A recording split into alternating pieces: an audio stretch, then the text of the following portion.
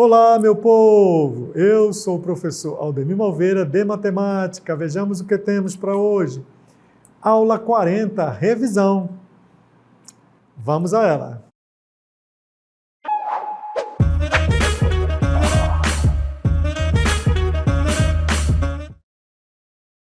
Muito bem, então para a aula de hoje vamos rever os tópicos mais importantes da nossa segunda unidade. Então vamos a ela.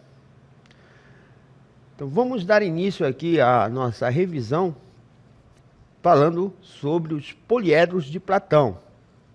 Então primeiramente, quem foi Platão, né? Platão, né, viveu aí há 350 anos antes de Cristo, foi o primeiro a demonstrar que existem apenas 5 poliedros regulares. O cubo, né, o hexaedro, o tetraedro, o octaedro, o dodecaedro e o icosaedro. Ele e seus seguidores estudaram esses sólidos com tanta intensidade que eles se tornaram conhecidos como poliedros de Platão. E temos aqui, né, no nosso caso aqui,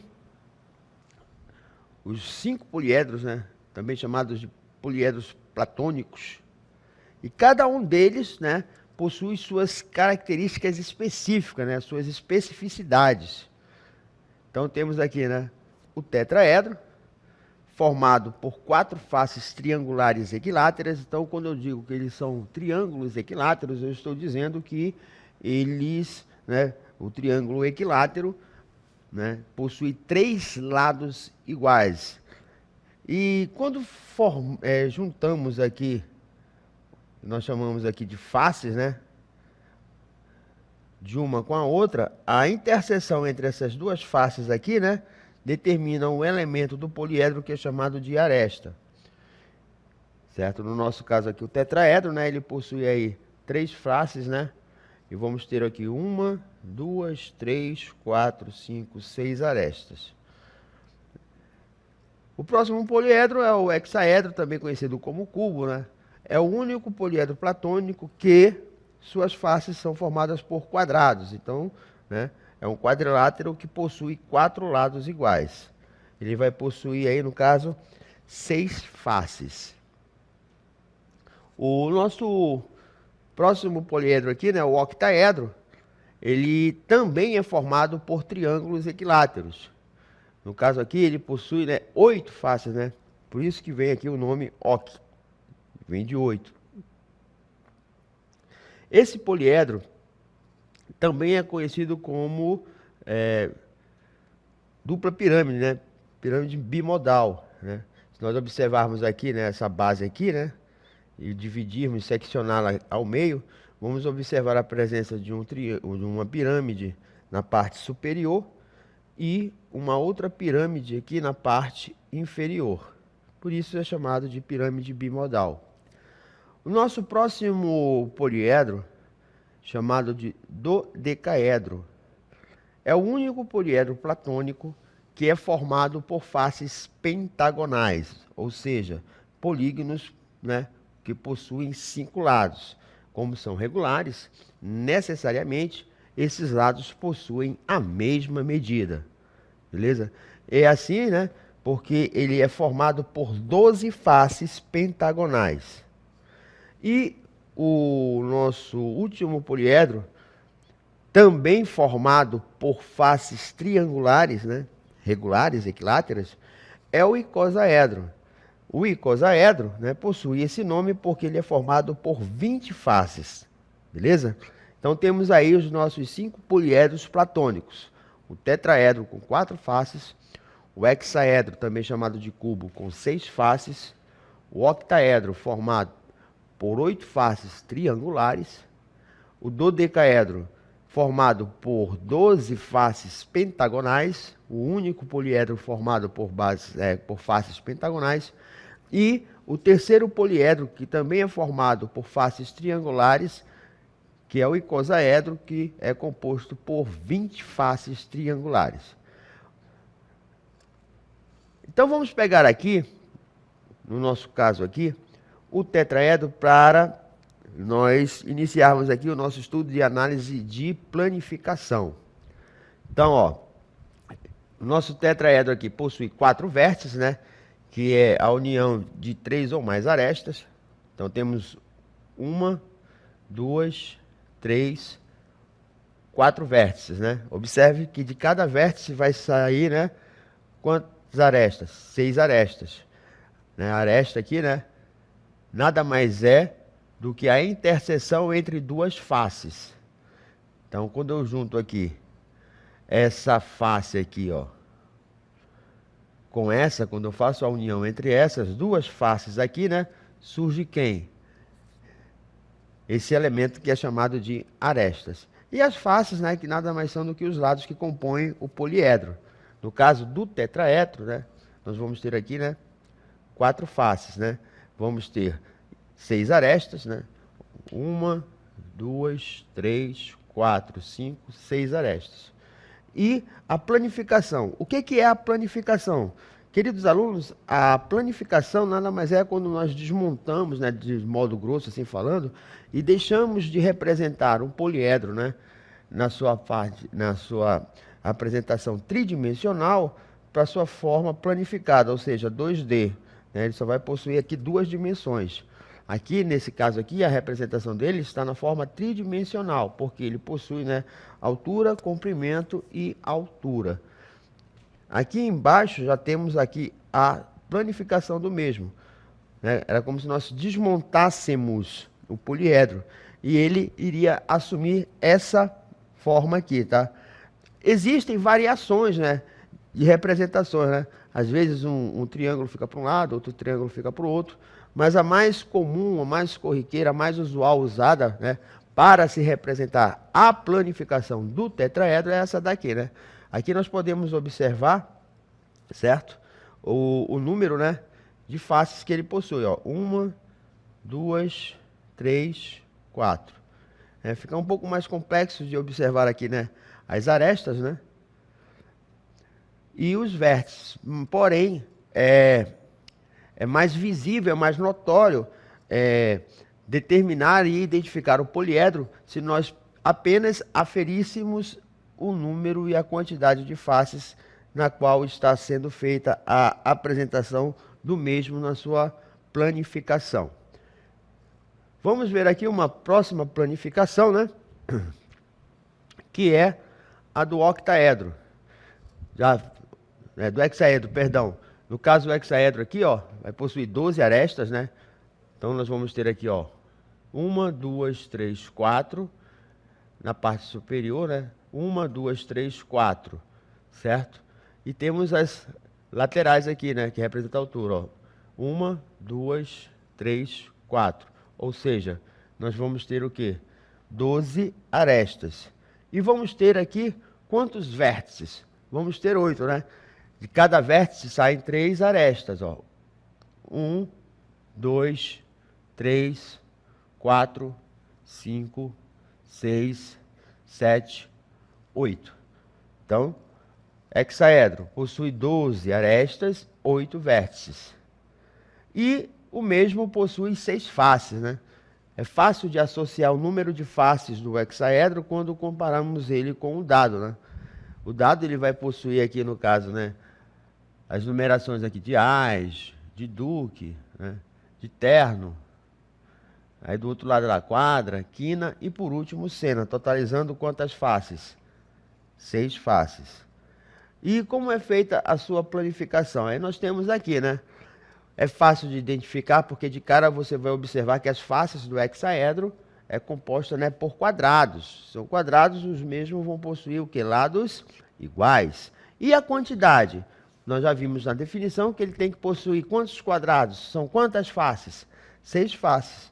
Então temos aqui, ó, 1, 2, 3, 4, 5, 6 faces. Beleza? O nosso próximo poliedro, o octaedro, né? Já vem de oc, né? De cara você já identifica que se é oc, ele possui quantas faces? 8 faces. Né? Todas elas, né? Faces o quê? Triangulares, ó. Nós vamos ter 1, 2 aqui na frente, 1, 2 na parte de trás. O mesmo acontece com a pirâmide inferior, né? 1, 2, né? Do lado de lá, 3 e 4. Sendo assim, né, conferimos aí o número de faces do nosso octaedro. Ele vai possuir quantos vértices? 6 vértices. Nesse caso daqui, do octaedro, de cada vértice, né, são, né, extraídas aqui, ó, 4 arestas, ó. Tá vendo o vértice aqui? Quantas arestas esse vértice possui? 1, 2, 3, 4. Se nós formos determinar aqui o número, né, de vértices, nós vamos ter, né, 1, 2, 3, 4, certo? 5 e 6. 6 vértices. E o número de arestas igual a 12, né? Vamos ter aqui 4 na parte daqui, né? Aí mais 4 aqui, né? E por fim mais 4 na parte inferior. Então 4 vezes 3, 12. Bem, a planificação aqui do nosso octaedro é feita, né, geralmente dessa forma aqui.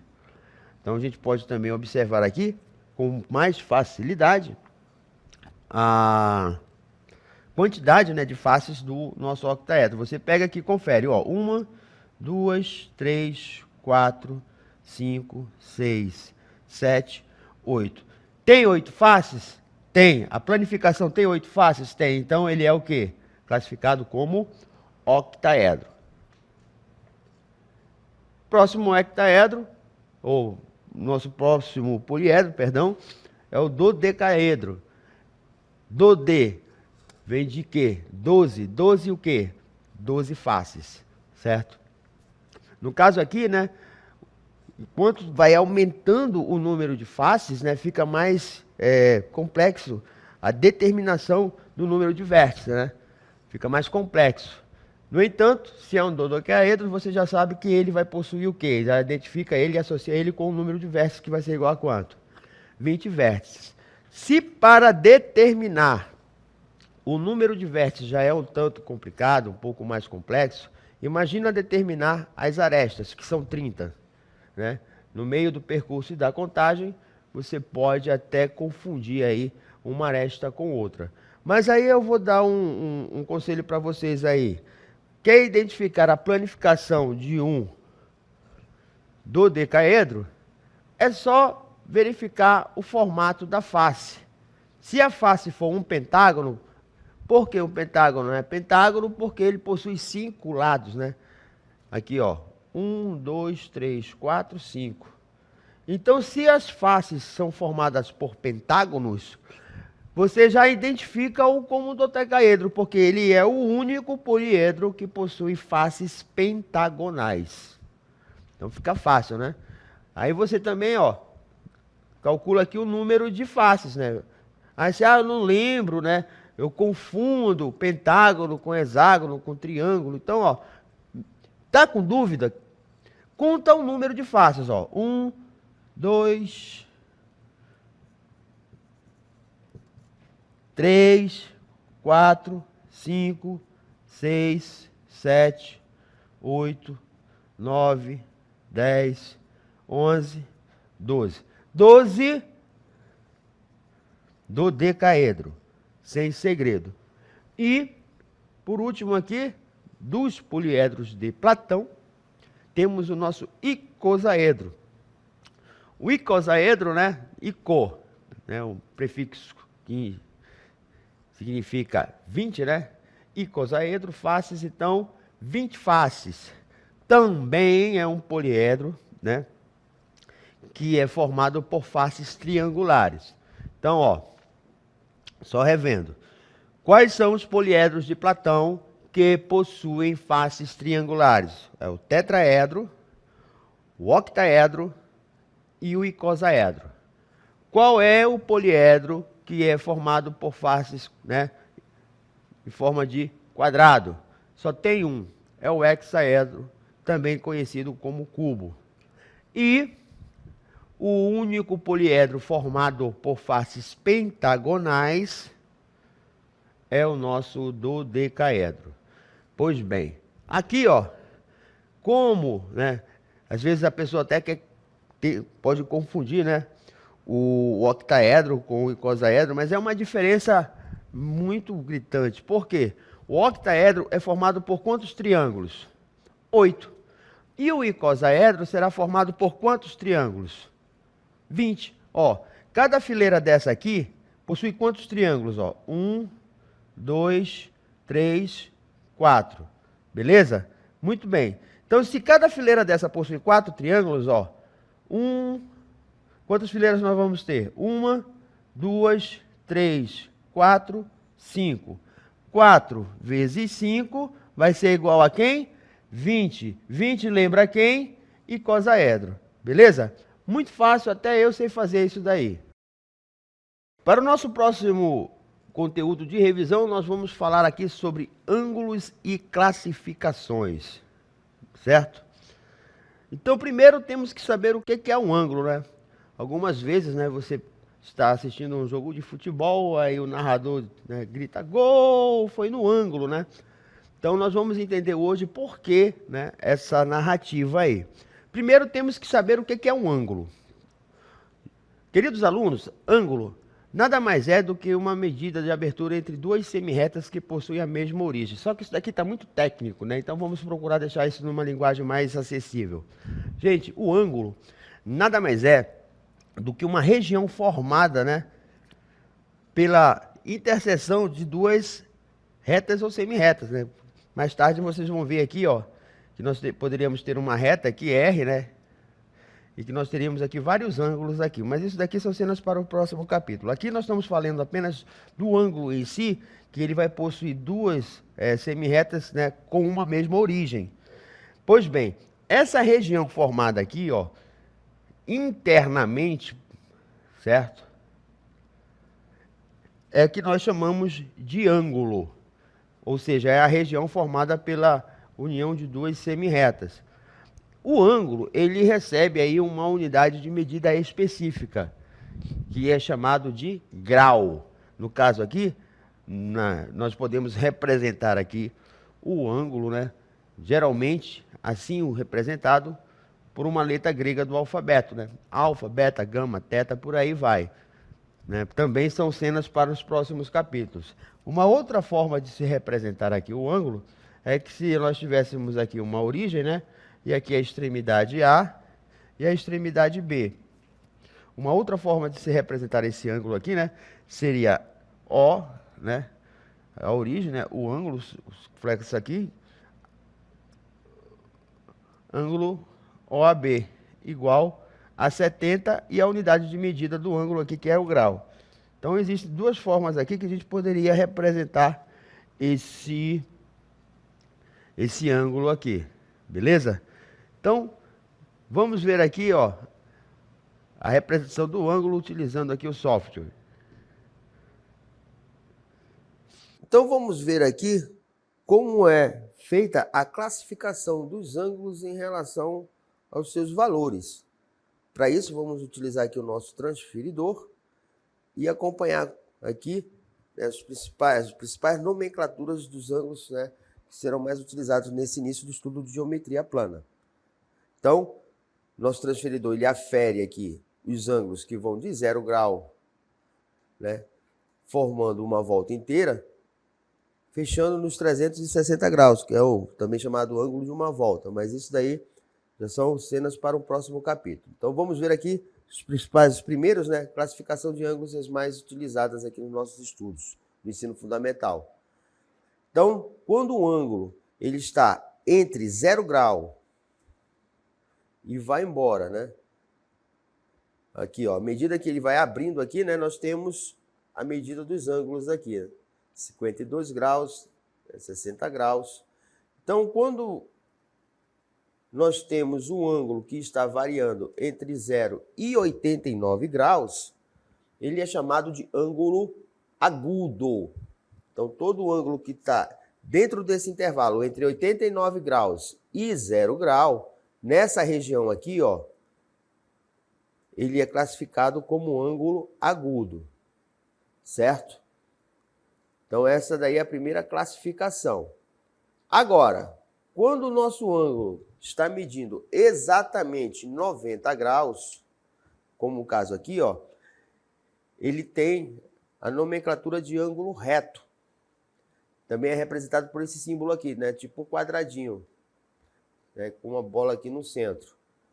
E ele é facilmente reconhecido porque ele tem um formato de L, certo?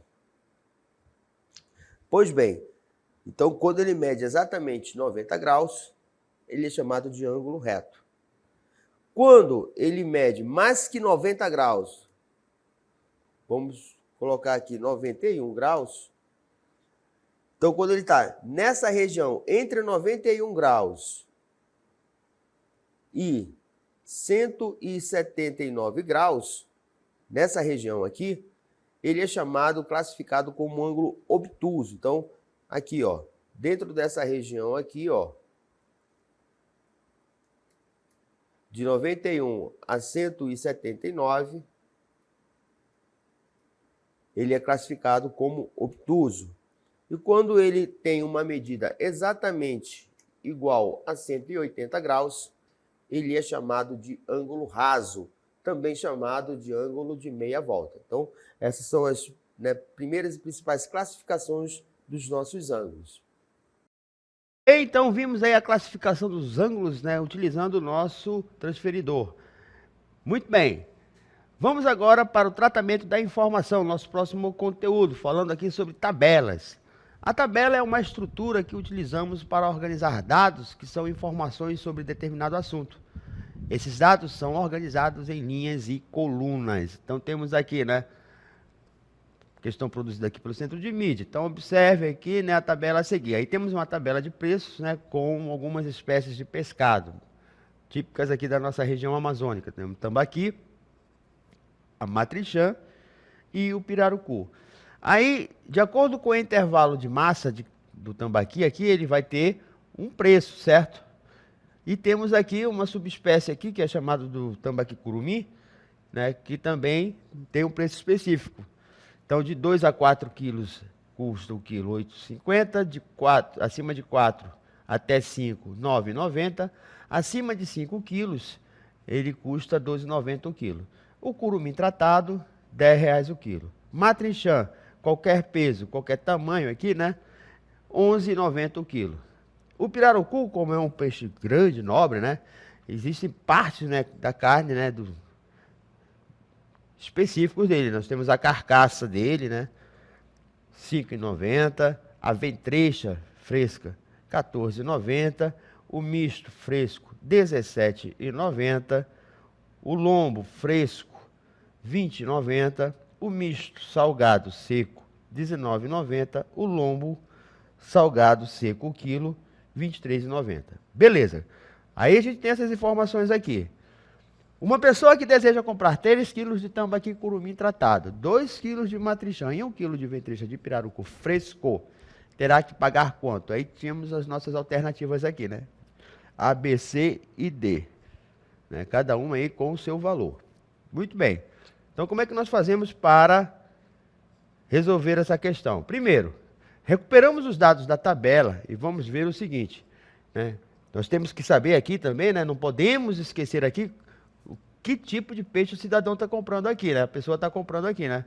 3 quilos de tambaqui curumim tratado, né? 2 quilos de matrinchã e 1 quilo de ventrecha. Ok. Então, ó, tambaqui curumim, 3 quilos, já que custa R$10 o quilo, só de curumim eu vou pagar R$30. Matrinchã, 2 quilos a R$11,90 o quilo, 2 vezes R$11,90, R$23,80 de matrinchã. Ventrecha de pirarucu fresco, vai levar apenas 1 quilo. Então, eu vou ter 1 vezes R$14,90 igual a R$14,90. Agora, para determinar o total, basta, né, somar esses valores aqui.